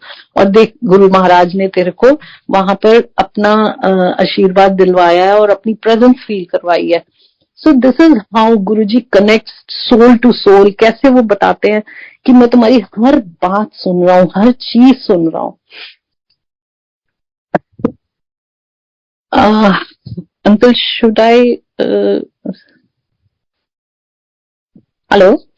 हाँ जी, जैसा आपको ठीक लगे, अगर आप सत्संग और शेयर करना चाहते हो तो कर सकते हैं। हाँ जी, अच्छा चलिए। आज एक मैं आपको सत्संग, जैसे कई बारी सब संगत में सुना है कि जब हमारे बेटे को, प्रांशु को प्रॉब्लम हुई थी, तो उसमें बहुत बड़ा पार्ट प्ले किया था हमारी पीआर जो कनाडा की थी, जो कि गुरुजी की ब्लेस्ड पीआर है। वो मैं आज जरूर सबको शेयर करना चाहूंगी। बिकॉज मैं गुरुजी को फिजिकली, जब गुरुजी रहे, तो मैं उनको हमेशा ये बोलती थी कि गुरुजी, मैनू अपने बच्चों नू, प्लीज मेरे बच्चों नू इथों इंडिया तो कट दो। मैं बार बार उनको बोलती, प्लीज गुरुजी मेरे बच्चों नू इथों कट दो, मैं उन्होंने इत्थे इंडिया च नहीं रहन देना चाहती। तो गुरुजी हमेशा की तरह वही बोलते थे कि हाँ, मैं सब करांगा, मैं सब करांगा, तू पूछया ना। फिर मैंने पूछना कब करोगे, तो उन्होंने कहना कि ना पूछया ना कर, मैं सब करांगा। तो उसी तरीके से जब गुरुजी ने हमें बोला कि कनाडा की पीआर फाइल करने के लिए, तो मेरे अंकल का ये था, कुछ भी हो जाए, मैं दुनिया में कहीं पे भी रह लूंगा, बट मैं कनाडा नहीं रहूंगा, बिकॉज वहां इतनी ठंड होती है, मैं वहां नहीं रह सकता। But Guruji was like, file the papers for Canada PR. तो अब महाराज के हुक्म को तो हम कर नहीं सकते, तो वो अंकल ने ना चाहते हुए भी वो पीआर के पेपर्स फाइल करे। सब कुछ हुआ। और पीआर के पेपर्स फाइल होने के बाद क्या हुआ कि मेरी और मेरे अंकल की फिर भी लड़ाई होती रही, बिकॉज ही वॉज लाइक कि मेरा काम है यहाँ पे, मैं नहीं जा सकता, मुझे अपना काम छोड़ के नहीं जाना, और मैं अभी मसा सब चीजें ठीक होने को हुई हैं, अब तुम कनाडा जाने की बात करोगे या कहीं पे भी, तो मैं नहीं कर सकता। तुम क्यों गुरुजी को बार बार ये बात बोलते हो, नहीं, अच्छी बात नहीं है ये, मैं नहीं करूंगा। तो खैर, बट मुझसे ज्यादा शायद गुरुजी को पता है, इसीलिए उन्होंने जो है कि मेरे अंदर ये इंस्टिंक्ट डाली हुई थी कि नहीं, बच्चों को निकालना यहाँ से। खैर एनीवेज, पेपर्स फाइल हुए, सब कुछ हुआ। उसके बाद उन्होंने मेडिकल के लिए पेपर्स आए वहां से, एम्बेसी से। तो मेरे अंकल वाज लाइक, कुछ भी हो जाए मैं तो ये करूंगा ही नहीं, और मैं मेडिकल नहीं कराऊंगा, मुझे नहीं करना। और उन्होंने बस वो पेपर्स डिस्ट्रॉय कर दिए। अब और बहुत लड़ाई हुई, और फिर उस दिन मैंने, फिर बहुत लड़ाई के बाद मैंने इनको बोला, इनकी तबीयत भी बड़ी खराब हुई, तो मैंने आई जस्ट गिव अप। मैंने बोला ठीक है, मुझे कुछ नहीं चाहिए, मैं गुरुजी को भी नहीं कुछ बोलूंगी, आप जो है ना लड़ाई नहीं करनी, तबीयत नहीं खराब करनी, ठीक है, नहीं करते, फॉरगेट इट। और उन्होंने वो पेपर्स डिस्ट्रॉय कर दिए। तो थोड़े दिनों बाद मुझे ऐसे हम लोग इधर सिंगापुर गए, और सिंगापुर से जब हम वापस आ रहे थे, तो आई वाज लाइक कि गुरुजी बच्चे अनुते मन में सोच रही थी कि बच्चों को तो यहाँ से निकालना बहुत जरूरी था इंडिया से। आई डोंट नो, बट मैं कुछ नहीं बोलूंगी। मैंने आपकी कसम खाई है संजीव जी से कि मैं इसके बारे में अब कोई बात नहीं करूंगी, तो मैं आपकी कसम भी नहीं तोड़ूंगी। बट ये जरूरत है बच्चों की, वो for all reason you know. But ठीक है, कोई भी है, जो भी है, जैसे भी है। अब जब हम सिंगापुर से घर आए तो इन्होंने मेरे को बोला कि तुम अगले दिन सुबह कि तुम चाय प्रसाद बनाओ और मैं जरा अपने ऑफिस में बैठा हूँ, मैं देखूं थोड़ा ईमेल्स वगैरह। तो मैं चाय प्रसाद बना के भोग लगा के जब इनके पास प्रसाद लेके गई तो ये सिर पे हाथ रख के बैठे हुए। मैंने बोला क्या हो गया? कह रहे हैं इतनी सारी ईमेल्स आई हुई हैं और इसकी एम्बेसी से, और वो बार बार उसमें, मैंने कहा क्या बोल रहे हैं? वो बोल रहे हैं कि अपने पेपर्स क्यों नहीं जमा करा रहे हो, तो मेडिकल फॉर्म्स मांग रहे हैं। तो मैंने बोला कि फिर इसमें क्या है, अब हमने तो अब इस बारे में बात ही नहीं करनी, भूल जाओ, छोड़ दो, कुछ नहीं। तो ही सेड कि आई डोंट नो ये कहाँ से नया शुरू हो गया। तो खैर उसके बाद क्या हुआ कि हर रोज 11 बजे के करीब, मतलब एवरी सेकेंड डे 11 बजे के करीब हमारे लैंडलाइन पे फोन आने शुरू हो गए एम्बेसी से। And they kept on, the same lady she kept on telling me कि आपके मेडिकल फॉर्म्स क्यों नहीं आ रहे हैं, आप क्यों नहीं दे रहे हो, आप अपने मेडिकल फॉर्म्स भर के दो। मैंने बोला नहीं, मेरे हस्बैंड है नहीं, झूठ पे झूठ बोल रही थी, मेरे हस्बैंड है नहीं यहाँ पे, वो यूएस गए हुए हैं। फिर उसने दूसरे दिन फिर फोन करना, आप उनसे बात करो, ये करो। खैर she kept on talking to me and repeatedly she was telling me आपको समझ नहीं आ रही है कि ये आपके लिए कितना इम्पोर्टेंट है, आपको ये करना चाहिए, why are you not doing it, ये बहुत गलत है आपके लिए, बड़ा बड़ा इम्पोर्टेंट। मैं मन में सोचू यार मैं तुझे क्या समझाऊं। खैर 10-12 दिन बाद मैंने इनको बोला, मैंने कहा देखो ऐसा है, ये हर दूसरे दिन फोन आता है, मैं तो उसको थक गई उसको जवाब देते देते।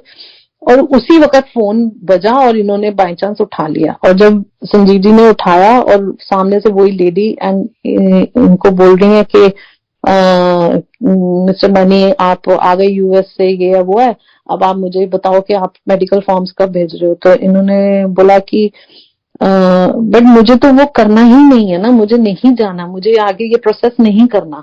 तो शी सेड कि आपको समझ नहीं आ रही है, मैंने आपकी मिसेस को भी बताया वही सारी बातें कि ये बहुत इंपॉर्टेंट है आपके लिए, आपको ये अपॉर्चुनिटी लूज नहीं करनी चाहिए, not many people get it, why are you not doing it.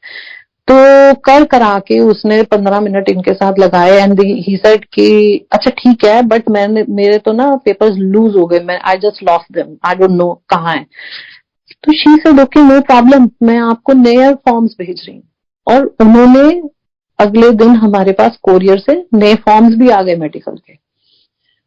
तब अंकल को ये समझ आई कि ओके ये तो गुरुजी की मतलब ब्लेसिंग चल रही है, हर चीज के लिए हर मिनट हम गुरुजी को तंग नहीं कर सकते, बट जो चीज इतनी हो रही है वो इट मीन्स कि गुरुजी ही चाह रहे हैं ये करना। तो फिर हम जब वहां गए, हम फिर मेडिकल के लिए गए, हमने अपने मेडिकल के चेकअप्स करवाए। जब हम मेडिकल के चेकअप्स करवा रहे थे तो वहीं पर पुरानी संगत है सीमा मेहरा आंटी, वो हमें मिले वहां पर एंड वो अपने कुछ वैसे चेकअप्स के लिए आए हुए थे। But this is like Guruji shows you कि मैं हर पल तुम्हारे साथ हूँ। वो जरूर कुछ ना कुछ इंडिकेशंस देते हैं कि मैं तुम्हारे साथ हूँ, ये मेरी मर्जी से हो रहा है, चाहे वो गुरुजी के रहते हुए फिजिकल फॉर्म में, चाहे वो आज या आने वाले वक्त में। युग आगे चले जाएंगे बट गुरु महाराज की कृपा और उनका उस कृपा से आपको कनेक्ट करने का तरीका वो ही रहेगा। सिर्फ आप अपने आप को माइंड से फ्री रखिए, पॉजिटिविटी रखिए माइंड में, इतना अपने अंदर अपने प्रभु के लिए जुनून रखिए कि आप उनकी इंडिकेशंस को समझ सको कि हाँ ये चीज, हर स्टेप इतना धीरे धीरे उठाइए कि आप उनके किसी सिग्नल को मिस ना करें। हेस्ट में मत रहना कभी भी लाइफ में, गुरुजी के साथ हेस्ट नहीं होती, बिल्कुल पेशेंस के साथ चलना। तो वहां जब आंटी को देखा तो that was another indication. Even मेरे अंकल को भी समझ आने लग गई कि ओके गुरुजी की ही इच्छा से ये सब हो रहा है। और फिर वो जो है वहां पर सारे मेडिकल फॉर्म्स हुए, सब कुछ हुआ। फिर एक दिन उन्होंने हमें फोन किया कि आपके सारे मेडिकल फॉर्म्स आ गए, सब कुछ हो गया, अब आप ऐसा करो अपने पासपोर्ट्स लेकर और इसको स्टैंपिंग के लिए दे जाओ। सो जब हम वहां गए एम्बेसी में तो वो लेडी आई और उन्होंने हमसे हमारे पासपोर्ट लिए चारों के। तो जब वो बोली तो मैंने बोला आप वही है कि जो हमें फोन कर रही थी? तो शी सेड कि यस, मैं ही आपको फोन कर रही थी। तो मैंने बोला I just want to ask you कि व्हाट वाज द रीजन, क्यों आप हमें बार बार फोन कर रहे थे, ऐसी क्या बात है? We are just ordinary people, हमारा कोई वो नहीं है। और मेरे अंकल ने भी बोला कि मैं तो करना ही नहीं चाह रहा था, आपने मुझे इतना उस दिन फोर्स करा और पिछले 15 दिन से आप लगे हुए हो, 20 दिन से। तो शी सेड कि यस यू आर राइट, ये किसी भी एम्बेसी की प्रोटोकॉल नहीं है कि किसी एक क्लाइंट की फाइल हर रोज एक ही टेबल पे आए। कभी भी ऐसा नहीं होता। वो हर फर्स्ट या सेकेंड डे या जो भी उसका रोटेशन का डे होता है वो डिफरेंट ऑफिसर्स के पास जाती है। But I don't know for what reason your file was coming every time to my table and there was some divine power who was telling me कि कॉल देम। तो जब उसने भी यही बात बोली डिवाइन पावर की, तो हमारा दिमाग वही अपने वकील के उस पे गया कि हमारे एडवोकेट ने भी हमें यही बोला था कि कोई एक डिवाइन पावर है जो मेरे साथ साथ चल रही है, मेरे अंदर अमृत फ्लो करता है। मैं जैन होकर भी मैं शिवलिंग पे जल चढ़ाने जाता हूँ, मैंने जिंदगी में कभी ये नहीं किया। तो वही चीज हमारे को समझ आई कि ओ माय गॉड, ये तो गुरुजी मतलब इतना वो कर रहे हैं, कहते हैं ना कि अपना इतना आशीर्वाद दे रहे हैं और हम उसको समझ नहीं पा रहे हैं। तो खैर उन्होंने फिर हमें वो सारे अपना पासपोर्ट वगैरह हमारे स्टैम्प होके आ गए। आके भी अंकल ने वो स्टैम्प पेपर वो पासपोर्ट जो है लॉकर में बंद कर दिए कि ठीक है सब आ गया है गुरुजी के आशीर्वाद से, बट हम कहीं नहीं जा रहे मोनिका, हम यही रहेंगे, मैं काम नहीं छोड़ के जा सकता। तो आई वाज लाइक ठीक है, मैंने तो आर्ग्यू नहीं करना किसी चीज में, जो है गुरु महाराज की कृपा है, अपने आप वो उनको पता होगा। उसके बाद जो हमारे बेटे को प्रॉब्लम हुई तो उसको इंटेस्टाइन्स में अल्सर्स हो गए थे। आई डोंट नो कैसे हो गए, क्यों हो गए, हमें नहीं समझ आया, क्योंकि हम तो कोई फालतू इधर उधर खाना पीना कुछ भी ऐसा नहीं है लाइफस्टाइल के। बट आई डोंट नो, जो भी है गुरुजी को पता है कि उसके कौन से कर्माज उन्होंने काटने हैं, या क्योंकि हर सोल का अपना जर्नी है, अपना कनेक्शन है। तो जब उसको वो अल्सर्स हुए, हमने उसको हर जगह दिखाया, मतलब हम 8-9 महीने हमारी वो हालत थी कि हम बता नहीं सकते, क्योंकि every day you are seeing your child in pain, और पेन के अलावा उसके और भी बहुत डिफिकल्ट सिम्टम्स होते हैं, वो सब चीजें हम फेस कर रहे थे। और यही नहीं समझ आ रही थी, बस गुरु महाराज को यही अरदास कर रहे थे कि इसका कुछ इलाज बताओ, इसका कुछ इलाज बताओ। तो करते करते मतलब सारे हॉस्पिटल्स, आप मेदांता ले लो, आप फोर्टिस ले लो, मैक्स ले लो, बॉम्बे की जो हॉस्पिटल्स है वहां पे भी लेके गए, फिर पूना लेके गए, पता नहीं कहाँ कहाँ हमने 8-9 महीने बड़े धक्के खाए, आयुर्वेद, होम्योपैथ, कुछ नहीं छोड़ा। तो एक दिन फिर हमारे को वेदांता की एक डॉक्टर है, उन्होंने हमें बोला, जो इसको फर्स्ट डे से देख रही थी, तो उन्होंने हमें बोला कि अब देखो ऐसा है, ये तो केस हो नहीं सकता। और उन्होंने इसको पिछले 8 महीने से स्टेरॉइड्स पे डाला हुआ था, which was like you know that is not at all good. इतने से बच्चे को 8-9 साल के बच्चे को स्टेरॉइड्स पे डाला हुआ है, तो वो भी एक हमारा कंसर्न था कि क्या करें। बट जब महाराज की कृपा होनी है तभी होनी है। तो उन्होंने फिर हमें, डॉक्टर ने बोला कि हमें इसका ऐसे ऐसे ये करना है, इसकी कोई सर्जरी उन्होंने एडवाइस करी कि ऐसे करें वैसे करें। हमने बोला नहीं, हम जो आप कह रहे हो हम ये तो बिल्कुल नहीं मानेंगे। तो मेरे अंकल ने एक बात बोली कि क्या दुनिया में कोई भी ऐसी जगह नहीं है जहां पर इस प्रॉब्लम का इलाज हो सके?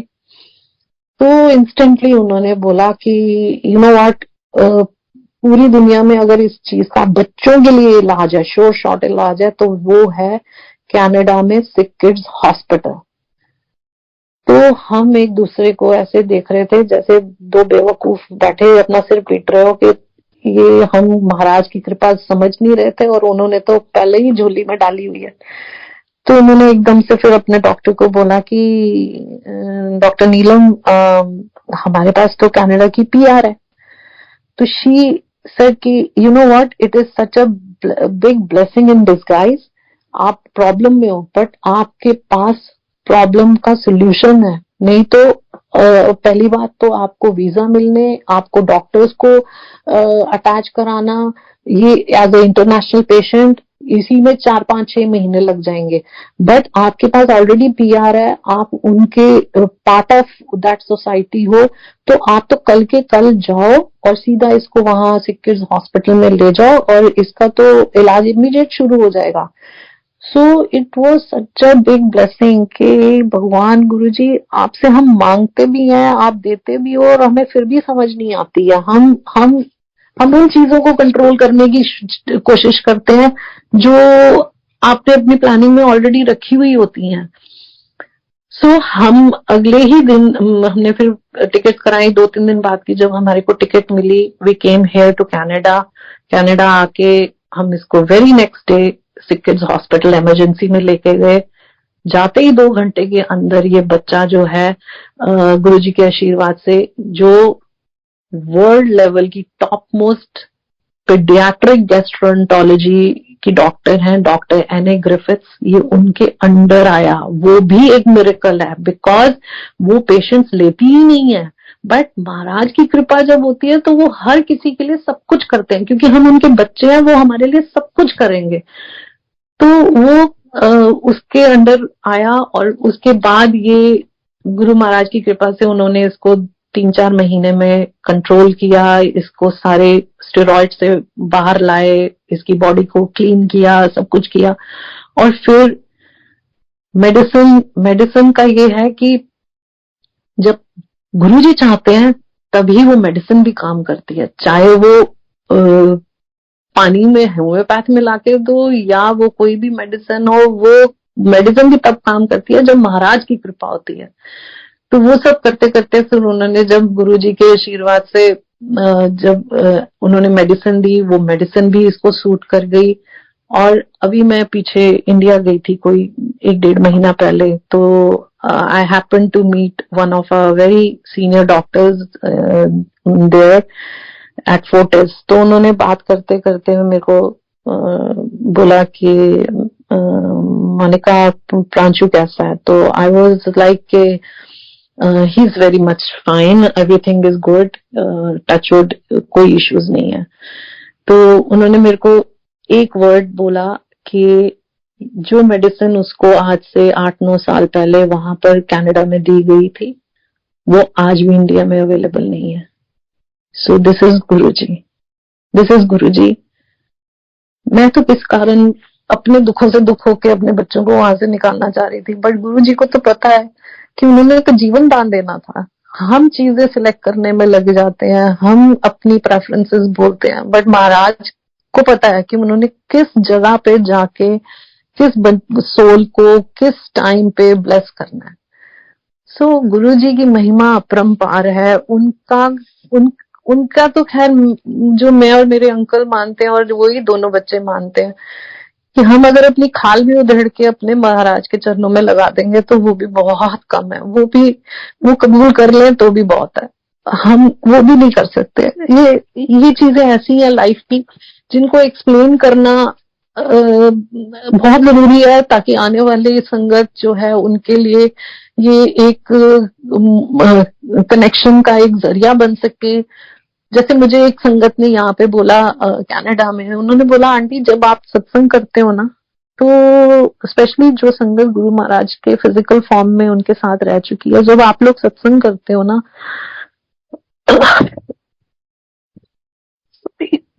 तो हमारे को ना एक होप मिलती है।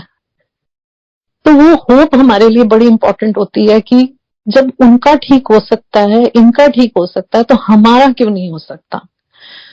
तो संगत जी, मैं आप सबसे बस यही कहूंगी कि अपने मन में अपने गुरु का मंदिर बनाइए, दिल से उनके साथ जुड़िए। बहुत प्यार देते हैं गुरु जी, और गिनतियां मत करिए कि उसको ये मिल गया मुझको ये नहीं मिला। सबकी अपनी जर्नी है, सबका अपना पाथ है, सबकी अपनी कनेक्टिविटी है। सब कुछ देते हैं गुरु महाराज जो हमारे लिए अच्छा है।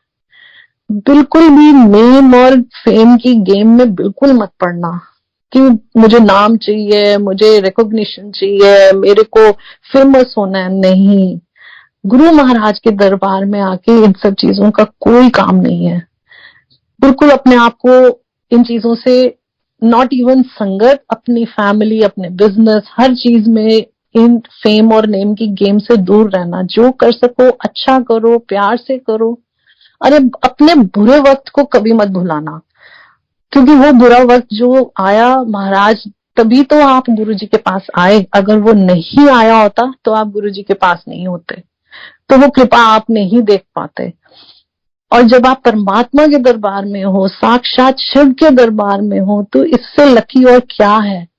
और उन प्रॉब्लम्स को इसलिए भी नहीं भूलना कि उन लोगों को भी याद रखना जो गुरुजी ने मुझे बोला था। कि मैंने बोला कि कुछ रिश्ते ऐसे हैं जो गुरुजी बाद में कभी लाइफ में फिर आना चाहें पास में, तो उन्होंने मेरे को बोला मैं तेन एक बारी कड्डांगा, मैं तेन 2 बारी कड्डांगा, मैं तेन 3 बारी कड्डांगा, उस तो बाद मैं तेन छड़ दांगा। मीन्स उनका ये कहने का मतलब था कि मैं तेरे को, जो लोगों ने तुझे तकलीफ दी, जो तेरे बिल्कुल नहीं बने, मैंने तेरे को उस गर्द में से निकाला, उस कीचड़ में से निकाला। अगर तू मेरी कृपा मिलने के बाद फिर उनके ढकोसलों में आएगी या मतलब अंकल के लिए भी, या वो आएंगे, तो मैं तुम्हें एक बारी उसमें से निकाल दूंगा, 2 बारी उनसे फिर छुड़ा दूंगा, 3 बारी फिर छुड़ा दूंगा। बट अगर बार बार मुड़ मुड़ के तुम उसी गंदगी में जाओगे, मैं तुम्हारे को नहीं, मैं तुम्हें छोड़ दूंगा। तो वो लाइफ में कभी भी पॉइंट नहीं आने देना कि जब महाराज हमें छोड़ दें। आप अपना अच्छा करो, अपने सारे फर्ज करो, बट नेगेटिव चीजों से, नेगेटिव लोगों से बिल्कुल दूर रहो। सिर्फ गुरुजी की कृपा पे अपना ध्यान दो। कुछ भी बड़ा नहीं है इस लाइफ में, कुछ भी बड़ा नहीं है।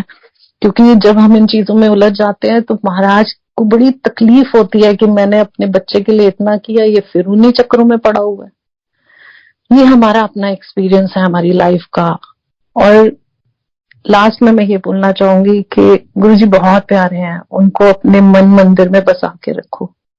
बड़े मंदिर जाते रहिए, keep charging yourself, keep charging your soul.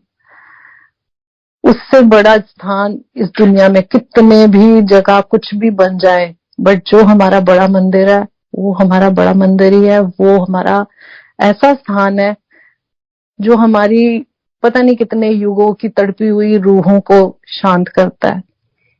Thank you Guruji, thank you very much for everything. महाराज आपने ये शक्ति दी, आपने ये हिम्मत दी, आप ही के दिए हुए सत्संग है, आप ही का दिया हुआ जीवन है। सब पर महाराज कृपा बनाए रखना। Thank you so much. जय गुरु जी।